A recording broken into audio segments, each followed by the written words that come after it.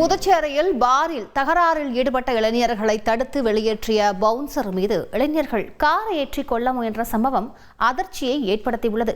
இது தொடர்பான கூடுதல் தகவலை செய்தியாளர் அக்பர் அலி வழங்கிட கேட்கலாம். அக்பர் அலி, வணக்கம். என்ன நடந்தது? கூடுதல் விவரங்களை பதிவு பண்ணுங்க அக்பர்.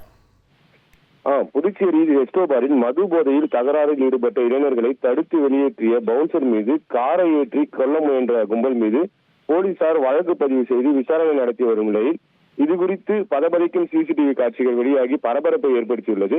புதுச்சேரி வினோபா நகரைச் சேர்ந்தவர் வசந்தராமன். இவர் புதுச்சேரி மிஷன் வீதியில் உள்ள தனியார் ரெஸ்டோ பாரில் பவுன்சராக வேலை செய்து வருகிறார். இந்நிலையில் கடந்த 13ஆம் தேதி இரவு ரெஸ்டோ பாரில் 5 நபர்கள் மது போதையில் தகராறில் ஈடுபட்டுள்ளனர்.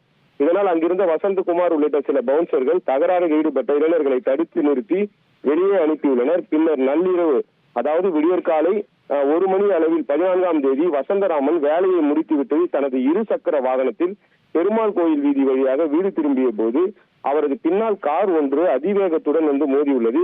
இதில் வசந்தராமன் தூக்கி வீசப்பட்டு படுகாயமடைந்தார். மேலும் விபத்து ஏற்படுத்திய கார் ஓட்டுநர் மற்றும் காரில் இருந்த கும்பல் மீண்டும் ரிவர்ஸ் எடுத்து வந்து வசந்தராமனை பார்த்து முறைத்து விட்டு சென்றுள்ளனர். விபத்தில் படுகாயமடைந்த வசந்தராமன் சம்பவம் குறித்து பார் மேலாளரிடம் தெரிவித்ததை அடுத்து உடனே அவரது சக ஊழியர்கள் சம்பவ இடத்திற்கு வந்து வசந்தராமனை மீட்டு சிகிச்சைக்காக புதுச்சேரி அரசு பொது மருத்துவமனைக்கு அனுப்பி வைத்தனர். செய்திகளை உடனுக்குடன் தெரிந்து கொள்ள உடனே சப்ஸ்கிரைப் பண்ணுங்க.